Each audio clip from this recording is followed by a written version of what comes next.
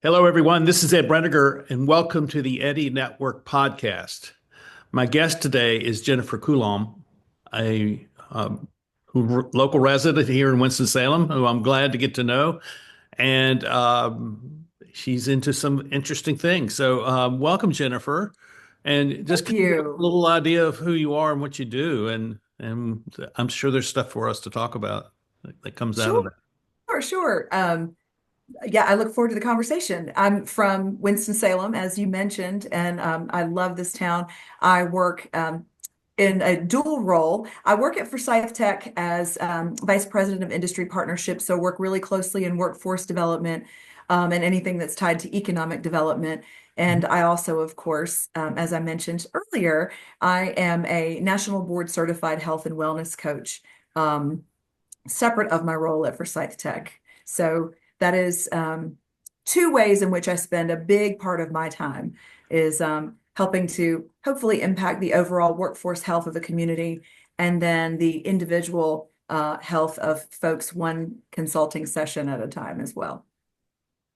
You're quite busy, aren't you? I'm busy, yeah. Who's not these days, right? But you enjoy that. I mean, it's a busyness I that do. you enjoy. That's I great. do. I Well, do. Yes. let's talk a little bit about the health and wellness thing because I think Okay. that's something that is on the minds of people, um, and you know that we're living in such stressful times, and so tell us a little bit about how your approach is, and let's talk specifically about how to maybe address kind of the stresses that come with uh, a a culture, a world where it's increasingly complex and also faster and faster paced. Yeah, sure. So the world of health and wellness coaching is, I think there are a lot of people out there who will just throw that name at the end of their just as their disclaimer or their title. They'll say they're a health coach or a life coach, but this is the certification through the National Board of Health and Wellness Coaches. So that is the accredited organization that makes sure that there's actually a standard, that a series of standards that we have to follow. And again, January is a big time when we get a lot of calls as people become, acutely focused on their own health or wellness in general. And I think any time of year, honestly, is a great time to focus on health and wellness, but we'll certainly take advantage of the folks who feel like January is a good start time. And a lot of times, people come in and they say, "Oh, I need to start doing this or I need to start doing that." And they have a laundry list of things that they feel like they should be doing. And one of the things I think it's important to recognize, especially from a coaching perspective, is that as humans, we are horrible at anticipating what our motivation may be in the future. So we set goals for ourselves like, I'm going to get up at 4 a.m. I'm going to start getting up at 4 a.m. and I'm going to cut out all sugar and I'm not having any more alcohol and I'm going to be in bed by 8 p.m. And these things that we know on paper are great, but when it comes to our real lives, it's really the small incremental changes that really move the needle the most. And I was saying this earlier with a friend of mine is imagine that you're captaining a ship and you move it, 1 degree off course. Well, in that moment, you're not going to notice a huge change, but over the course of the voyage, you're going to be a different place than you would have been otherwise, with probably change that went less noticed. So we notice that those folks that say today, I'm going to start getting up at 4:30 a.m. and working out before work, those folks usually within 10 days or 2 weeks, if they're not naturally morning people, that fails miserably. So when you look at the research behind behavior change, I think everyone's familiar with the work of James Clear and Atomic Habits. It's really those small things, that small changes, incremental changes that folks can make, that really end up staying with them and therefore having the greatest impact on health. You'll see out there, especially this time of year, the 30-day challenge, the 60-day challenge, the challenge. And the reality of that is those are wonderful if you want change for 30 days or 60 days or 90 days. But most of the folks that I ever talk to, they want change that happens for a lifetime. They don't just want to change and then go back to their old habits. They want to change and they want to sustain that change. So that is really where a national board certified health coach comes in to help in change in that capacity. So when I talk to people about fitness challenges, I tell them that my fitness challenge is called life, and it hopefully will sustain me until my dying days. And that's really the goal here, is to create change that is sustainable, that impacts overall wellness and not to the detriment of other areas in your life. I totally agree with you, and I love the way you've framed this, kind of characterized this as little things that matter over the long term in a very big way.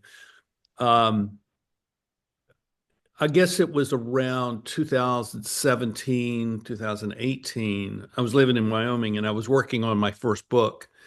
And I found that I was not very well prepared, and I wasn't in good shape to write later in the day. But I found I was waking up early, like at 4, and I was ready to write. And so I changed my whole mindset. I think you'll appreciate this. So I started going to bed between 8:30 and 9 every night, and I would sleep for 4 hours, and I'd wake up and I'd be awake for an hour or 2 hours, and I'd write. And then I'd go back to Yeah. bed, and I would sleep for another 3 to 4 hours, and then get up and I could write until probably 10 or 11 in the morning. And what I did, the really the key thing that I did was I decided that my day started when I went to bed. So my day started at 9 p.m. and then Mhm. I got my rest. My mind was rested. I got up and I did my work. And then, once I got to about noon, my day was really complete. I could just hang out with people, talk to people, and then I'd go to bed early, and that changed everything about how my health was functioning. And I love it. I love the way that you've given a really kind of a novel approach to, I think if you go and look at sleep research or productivity research, it's going to tell you you need to get your 6 to 8 hours in one block. And you found what worked for you. And Yeah. that really is the key to making it and to making it successful for you. And that's one of the things that we also really need to focus on, is what are the changes that I can make that are going to work for me. And obviously that was a change that worked for you. There's so much information out there that is great in theory or great at a population level. But if it doesn't work for you, then it simply doesn't work for you. And that means that you can find something else. That doesn't mean to discard it altogether, but maybe look at it, modify it, and try something different. And writing is an animal that I don't think um, a lot of folks fully understand what they're taking on when they decide, especially that they're going to write a book. And sometimes the question is, do you want to be an author, or do you want to be a writer? Do you want to say, I've written a book, or do you want to be a writer? And I've worked with folks in the past. It's like, then you've got to start writing. You don't wait until you have the best idea that is worth putting down. You write, and you get in the habit of writing every day. And that's a little thing, but that's a huge thing that has big dividends. I would, I spent a year after the book was published doing book events, and people would come up to me and says, "Oh, I want to write a book." And I'd say, "Don't write. And if there's a Yeah, book, it'll show up." yeah, But, yeah, that sort of expression of something within us, putting it down on paper is a healthy thing, because yeah. it is resolving something that may be ambiguous or unclear in our own minds or in our own hearts.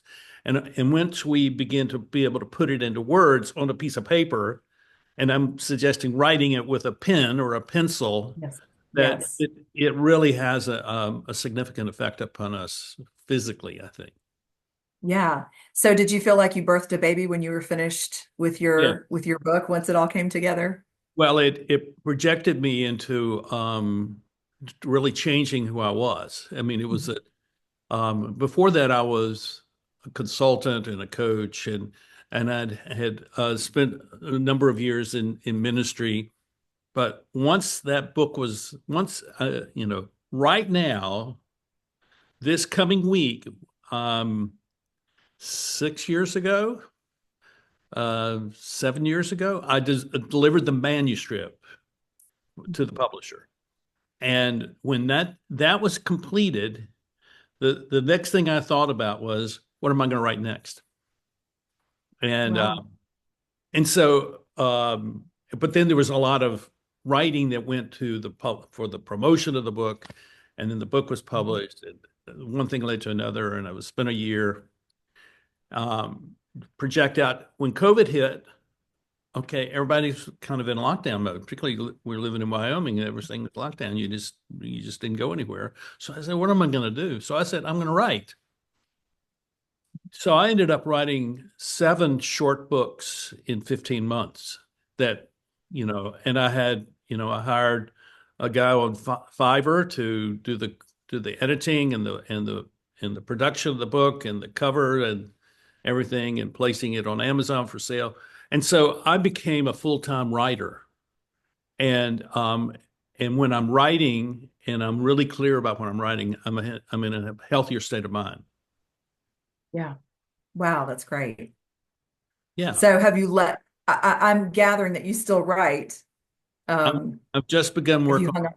follow-up book to The Circle of Impact, which I published in 2018. And Mhm. it's going to be a real challenge because I deal with a lot of deep theoretical issues.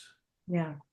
But what I also want to do is write for people who are not really theoretically oriented, but practical oriented. They're experience oriented. Mhm. So I'll write a book that's Yeah. basically of experience and leadership, and then I'm Yeah. write a parallel book of all my research. Okay. I look So forward to seeing I look forward to writing it. that. It's going to take a couple of years. Sure. I started at the beginning of the year, and I'm spending more time just thinking, kind of with things in my mind. These are things that I want to say, but how do they all fit together in a way that I can explain that the average person, Yeah. when I think of an average person, I'm thinking of someone that they may have a college degree, but no advanced degree. Mhm. They just got a bachelor's degree, or maybe they just went to high school. But the book needs to be at the level where those people who are intelligent enough to read it, they can read it and they gain something from it. Yeah. Sounds great. Yeah. So let me ask you this, because I think when we talk about health and wellness in Mhm. January, one of the things that people think about is going and joining a workout facility, a health facility, a Mhm. gym, or something like that. Sure. So what is Yeah. it that how do you help people think through that process of what kind of place do I need to go to? Well, I'll give the typical Six Sigma answer. It depends, right? It depends on what people need. And a lot of times what we do is we start way back with your why. What is your goal? And that's not 30 days from now, 60 days from now. But if I were to run into you on the street 3 years from now, and you go, "Oh my gosh, Jennifer, I'm living my best life," you would not believe how great things are. And Right, I would say, "Tell me, what does that life look like?" And, if that means I have bought an off the grid cabin in Wyoming and I don't see humans all day long and I hang out with my cat and my dog and I go hiking, that's going to inform me of something. But if you tell me, "Oh, I'm traveling a lot. I see my friends on a regular basis. I'm doing this," that's going to inform how we take a look at where that person is going to thrive. And right, so, a lot of times we're starting with people. I know this is not new to you, but people are starting from a place of fear. If they've never been an exerciser or anyone who's been very successful with any health initiatives in the past, a lot of times they feel um, hyper egocentric in that way that when they walk into a facility, they think everyone's looking at them like, why are they here? right, So the way that folks carry themselves into that scenario has a lot to do with what they might be looking for. And then, of course, the activities that they like to do. If you want to get into a group setting where you're going to have some social support, that's going to help. That's going to be an influence as opposed to, do you really need some solo time to just focus on that particular activity? You know, it may be that you want to try a little bit of everything, and most places are going to let you come and experience their facility at least a few times, but also just reaching out to other folks that you know that go there and asking them what they like. The most important thing is to figure out, you know, what is my plan? When am I going to go, and how am I going to make that fit into my life? And you know, I will say it's regular exercisers don't just magically have an extra hour in their day. They make time for it and they prioritize it. And some of those folks are prioritizing it at 5 a.m. Yeah. And some of them are prioritizing it at lunchtime, and some at 5 p.m. and sometimes 8 p.m. You know, so it really is about what is that person looking for. And then you want to go to that facility or do that experience at that same time that you're going to be experiencing it. Because I can tell you, a fitness facility at 5 a.m. is totally different from a fitness facility at 5 p.m. And you go in at lunchtime and you take a tour and you experience a little taste of it. That's not necessarily indicative of what your time is going to be like when you come in later during the day. So when folks are looking to explore, I really encourage them to try a little bit of everything. I do find that folks who get some kind of social support in their new ventures, whether it's exercise related, nutrition related, financial related, social related, when they have some kind of social support, they do tend to be a little bit more successful. Um, so again, it depends on who we're working with. If I'm working with a new mom whose the majority of her time is around other people and other humans, and she never gets a moment to herself, then where she's going to feel supported may be a little bit different than from someone who maybe works from home solo all the time and doesn't necessarily have a lot of social connections already in the community. They may really want to go to a place and at a time when they're going to find a lot of engagement and social support. So really getting back down to the why and then the greater overall vision and values for that person is really what helps us to uncover the steps that we need to take and in which direction. So there's no one size fits all on that answer, but I'm a big fan of try before you buy. Yeah, I agree with you. And I mean, for some of us who are extreme extroverts, we need to go someplace where there aren't any people because Mhm. I'm going to talk to everyone in the room, you know. And so, Yes. and that robs me of my focus. And so, Mhm. what I do is I get up and I walk it around dawn, and I go over to Old Salem and I walk the cemetery over there, you know, and it's Mhm. quiet. Yeah. Um, it doesn't affect me in terms of thinking about my own mortality or anything like that, but it's quiet and it's a beautiful place, and you know you get to see the sunrise, and it's Oh yeah.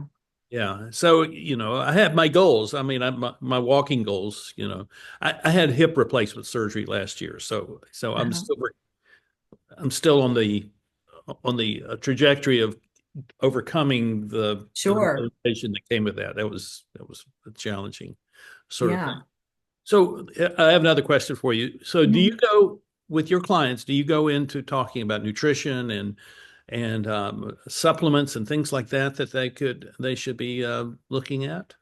No, that's really out of scope of unless you are a certified nutritionist, it's really out of scope Okay. to speak to someone about their diet. You can certainly just revisit the things that honestly most people know.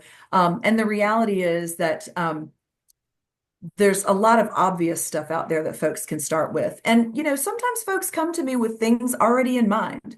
Um, and they may or may not continue those things after we talk through a few coaching sessions. You know, there folks have come to me with really odd diets that they've heard, for example. I know I just need to do this or I just need to do that. And a lot of people say I've heard a lot of people say knowledge is power, and I don't necessarily know that that is true, because I know a lot of folks come to me with a lot of knowledge about what they think they should be doing, but it still does not empower them to actually take that step towards it. So, the knowledge I think that really is most beneficial when thinking about any kind of behavior change, whether it's food, drink, any kind of alcohol consumption or drug consumption, or activity, is self-knowledge.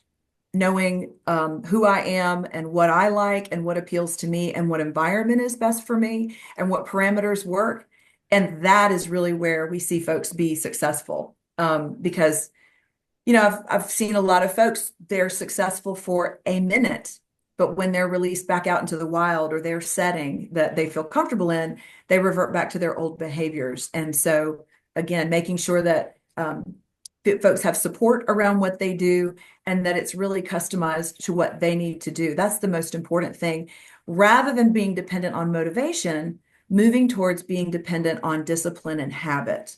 And that's really what creates the change over a lifetime. I totally agree with you. Gosh, that is so true. Because I see so many people talking about motivation and all these gurus on on social media. They Sure. this is the one thing you need to do, or this is the and none of it really passes scrutiny unless you have decided I'm going to test this. So Mhm. your experience with Yeah. something, the only real measure of whether you know something is right for you or not. And so you have to listen to your body, is what I guess is the way I would say it. Yeah, for sure. I mean, I heard this reference the other day.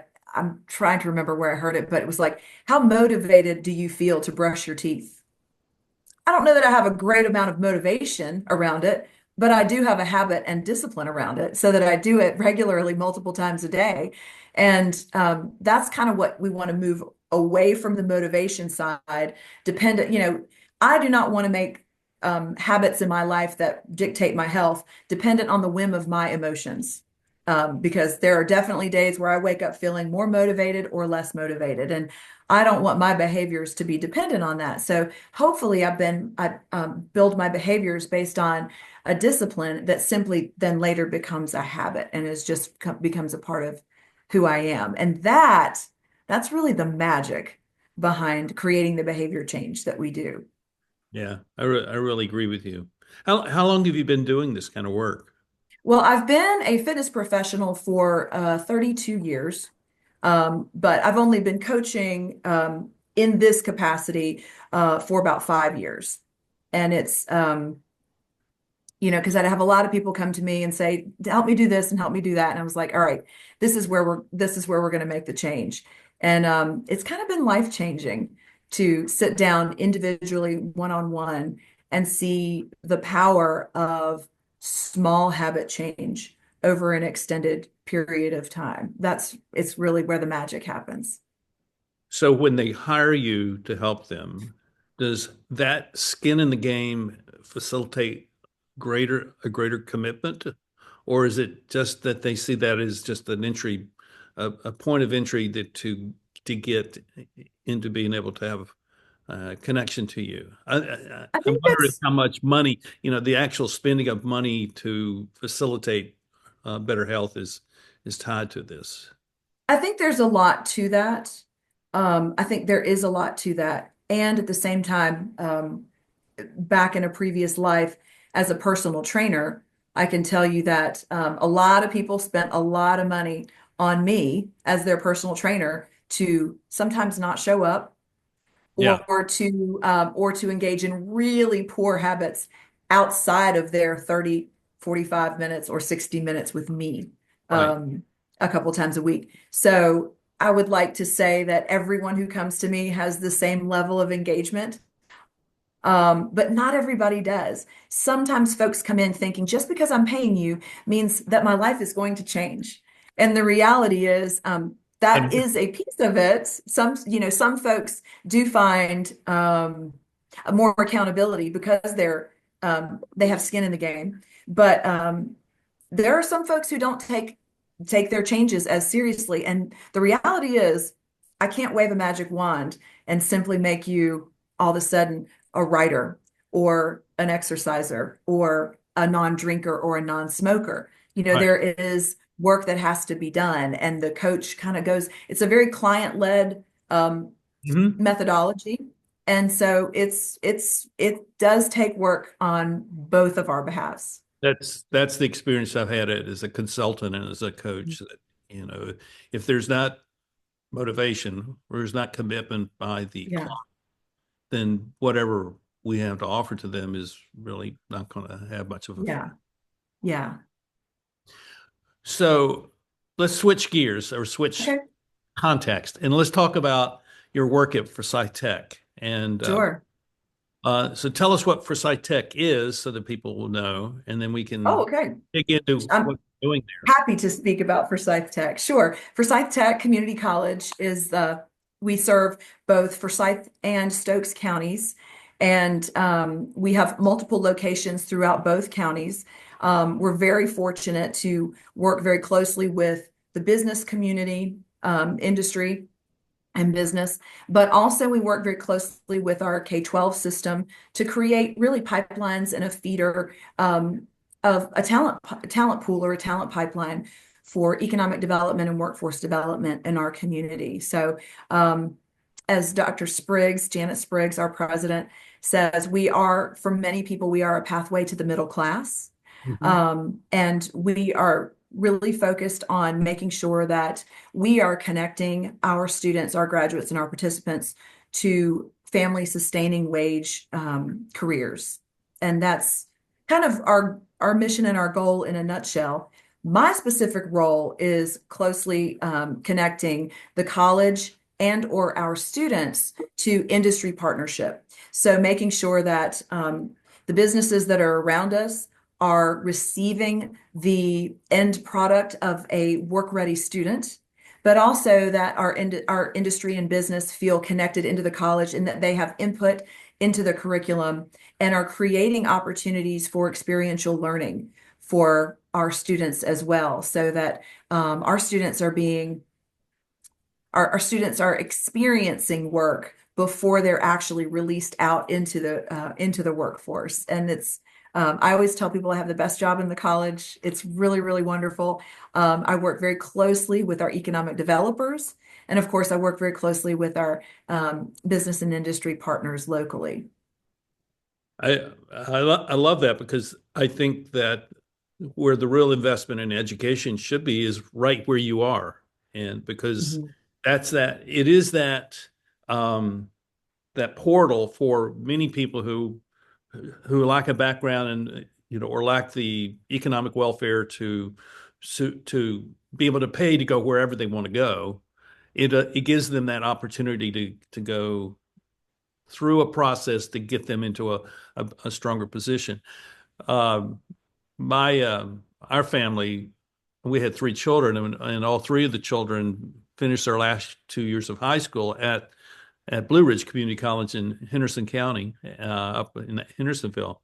And I ended up joining the foundation board there, and so I got to kind of be a part of that whole thing. And to me, it's like this center of the community that has all the potential that the community could ever want to have. That potential is right there with your students. And the trick is, how do you convince all these other people who have businesses that they should be investing in what you are doing so that they have better qualified students to come work for them? A Yeah, total. we spend a lot of time actually working closely with business and inviting them in because we know that sometimes there is a disconnect and folks don't always understand what the community college does or who we are and who we serve. So one of the things that I love to do is bring businesses in and let them connect with our students, but also let them connect with our staff and faculty and to have influence on the curriculum of the sector that they are serving or currently working in. And it's a great way to really connect the community and the college. So that's one of the most exciting things that I do because we always hear, I didn't know you guys did that. I mean, that's the one thing that we hear frequently, and we're working on that. We're trying to tell that story, but there are a lot of stories to tell within the community college and a lot of successful stories. The Career and College Promise program that you referenced that both of your children went to, still there are a lot of folks who don't know about that program that we've got. Students can go to, they can graduate from high school with a 2-year degree at no cost to them. So, I mean, just what a great opportunity that is to have our students ahead of the curve, having experienced success with a college program before they even go to college. We do know that those students who have been through the 2-year Career and College Promise program do tend to be incredibly successful when they go on, if they choose to go on to a 4-year program. And of course, countless dollars that we're helping to save the parents in our community by allowing those students to get some kind of college credit, maybe not 2 years, but at least some college credit before they graduate high school. It's just a great partnership. None of my three graduated with an associate's degree, but they graduated with a lot of hours. My younger son had over 30 credit hours when he finished there, went and finished high school. And he's now getting ready to start a PhD program. And so and I know that freedom, in a sense, there's a freedom when you kind of change systems. You go from, the regular public education system, or in our case, it was a homeschooling system, and join what you all are doing, and watching the people that they're having to mix with in their classes, and then there's learning things like one of the things my sons did was study welding. He did a welding class, and he Yeah. loved it. I mean, it was like, oh, this is great. And he ended up being a physics major in college.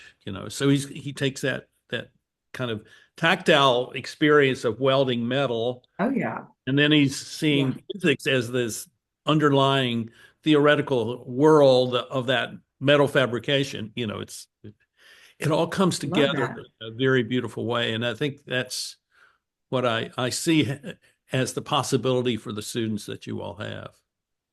Oh, yeah, for sure. And I think, Cody Sanchez just came out with her book, Main Street Millionaire, Mhm. um, really speaking to the power of the community college and really to technical training in that it is a lost art. No one is outsourcing. Um, plumbing is plumbing. There's no AI that's going to fix that from afar when you have a leak or when you need a carpenter or when you need you need something welded, you need it welded. Right. Um, and so we're really seeing where, again, the Main Street millionaire, they can start their own business. They have a skill that they can, we have a lot of folks who are business owners now that are looking to either sell or retire, get out of that business. That is a great way that folks come on as a plumber or an electrician or a carpenter in the business, and then they're able to either purchase that business or go and start their own. And again, that is the story of the Main Street millionaire. And it's a really lovely story that, ownership of a business is a great way And it to happens move everywhere. into true wealth in America. Yes, yes, and it can happen anywhere. When I lived in Wilkes County, I got involved with the small business center there at Wilkes Community College, and it was so much fun because what was happening in that group, and I don't know if it's the same here, but there were all these people who had done different things, and they had decided, I want to start a business. And what do you want to start? Well, I don't know. I'm a knitter, so I'm gonna knit things and sell them. And so, it doesn't matter where you start. It matters the process of building your business and that sort of thing. And I see that that's one of the best uses of our tax dollars that you all receive to help our communities like that. So I've been thinking about this for a long time, and about 20 years ago, I came to the conclusion that we really should start teaching kids in like fourth, fifth grade entrepreneurial skills, teach them how to start things, teach them how to start a Yeah. business. Um, Oh, yeah. and I didn't project that into any kind of program or anything like that. But I had the opportunity in 2017 to speak to a group of high school students in Vienna, Austria, and they were in a business high school. And the day I spent with them, I came and I showed up and I spent a little time with the faculty, and then they took me to a class where they had divided the class into small businesses, and each of one of them was creating a real business online, and they were selling real stuff online. And it was like, wow, I mean, what kind of experience can is that for you? They're going to take away from their scholastic education experience and knowledge that is you can't just get in a book.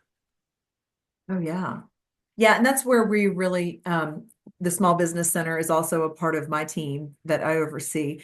And again, the Small Business Center is invaluable to our community as we recognize that it's great to celebrate the giant monster mega companies as we may win them from economic development recruitment, and also to recognize that our communities are built on the backs of small businesses and the great work that the entrepreneurs of Winston-Salem and Forsyth County and Stokes counties have done to really support this community and bring about its vibrancy. It's just sometimes that's really it's just exciting.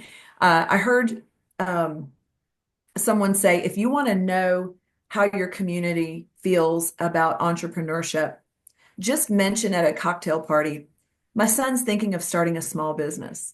And if it's met with, oh, that's great. Okay. That's telling about your community as opposed to, that's awesome. Where's he, how's he going to get started? And, that level of excitement and things that come around, I think and that's very telling. And I will say that in Winston, we do have a lot of support for that. And in Forsyth and Stokes County has a very strong small business community as well. That's fantastic. So, Yeah. um, from your position at the community college, and as you're looking into the future of Winston-Salem, what do you see as our challenges? What are the challenges that we face, and how can we, together as people who care about our community, join together to address those? The biggest challenge, I don't think this is going to come as any surprise to you, Ed, is the talent pipeline. We simply don't have enough bodies to do the work that needs to be done right now. Hmm. And that is not something that we can solve today. We can't just create a pool of 18-year-olds that are going to come into the community college and start getting trained in certain things that our community has a deficit in. So we've got to really start working to make sure that we are taking advantage of the talent that is available to us. If there are fewer people, we're essentially on a population decline of a workforce population, we've got to make sure that we're taking good advantage of the tools that are available to us. And I know that there are varying degrees of excitement about or fear of AI, for example, or any type of automation taking the place of the American worker or the North Carolinian worker. But it's important to recognize that automation and AI are helping to take the burden off of us so that we can add value where the human adds value. And I think that that's going to be really important for us over the next several years as we see what I call the silver tsunami, as folks are wanting to retire and we don't have enough younger folks coming into the workforce to replace that headcount that are leaving. The reality is we still need people at all levels and all competencies. But the more that we can do to automate the things that are not necessarily requiring a human to do, I think the better off we are going to be. We've got to make sure that we are I think we've really got to make sure that we are creating a population of lifelong learners, because I think we're going to be in the workforce longer as humans. We're living longer. Most of the folks that I know, as they reach what we call retirement age, they're not ready to retire. So they're staying in the workforce longer. And we're seeing, of course, the workforce is changing, the workplace is changing, and the work is changing. So I think it really behooves us to make sure that we are focused on creating lifelong learners and the ability to learn and adapt throughout our lifestyle, our lifespan and our health span. So I think those are some of the things that really we can do today, to really start focusing on creating lifelong learners and then making the most of the resources that we have so that the human interaction in the workplace and on the work is as valuable as possible. Yeah, I'm totally with you. I I've been kind of I've been back here in Winston for a year now, and I've been asking, so why am I here? And what I see is that there is this, a lot of things are like they were 50 years ago, but then there are a lot of things that are different. But there's this kind of and I'm using it not in a political or social thing, but there's kind of a conservatism about change, that we don't change very quickly. We go about it very deliberately, and that's good. I mean, I'm not saying that's wrong, but there's sometimes we need to be more aggressive and more assertive and say, this is a place to invest, this is a place to move to. And I think we need more lower income or affordable housing so that people who are, in other places can say, oh, Winston-Salem is a place I can move to, and I can find an opportunity there. I can develop and I can grow, and it's an exciting place. It's got some energy. It's got some new energy, and it doesn't seem to be fading. It seems to be advancing, and that's what I see. And the more I talk with people about that, just asking them questions like I'm asking you, the more I see that they feel like there are opportunities that have not been realized yet. And so, well, let's go take care of those. Let's get together and Yeah. let's talk about how we can do that. So Yeah. so I'm excited. One of the things I hope to see from the podcast is a lot more people like you who are from Winston-Salem that I'm interviewing. I have a playlist on the podcast of Winston-Salem people, and Mhm. when I reach 20 or 30 people, it will begin to be a place for people to see what is this community like, and I Mhm. think this community is an amazing place, and it doesn't have a lot of problems that other places have, and I'm really glad to be here, and I'm really I'm surprised. glad you're here, and I'm glad to be here too. So, so if I can help you, I'd love to help you. I don't know what that means. I'm not asking you to even project that out at this point, but am supportive of what you're doing because I think it's one of the key efforts that the community has for strengthening it for the future. I appreciate that. Yeah. Thank you. You're welcome. We are really in a situation at Forsyth Tech in which I think public support has never been stronger. I think people really understand the value that we're bringing, and I think we are in a crisis with higher ed in general, where it's a good chance it's going to be the next big bust.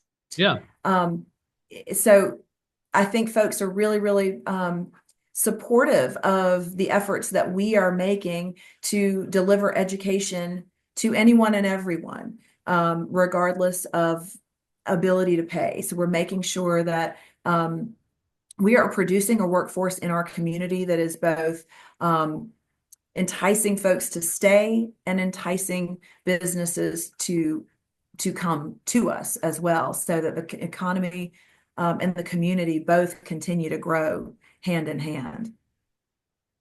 Well, it is exciting. I'm glad you're in this position, and I wish you well. And I wish, Thank you so much. yeah, I really do, because um, what I'm saying, this is what I'm saying, Jennifer, is that I've had the privilege of seeing a lot of things across the planet. I've been in a lot of different places, and I watch and I see where places where there's been a tremendous amount of investment in the future, and that investment has not panned out very well. and I understand why it's not panned out well at all. But I think by not spending, overspending, and waiting to kind of see how things develop, it's actually been a smart thing to do, because I think we've entered into a moment of transition globally that will allow for local communities to thrive more in the future than they have in the past. And that's where my interest is. My interest is to encourage and equip people to take personal initiative to create impact in their local communities. And that's what I've been trying to do for 30 years. And I see that has a resonance now that it's never had.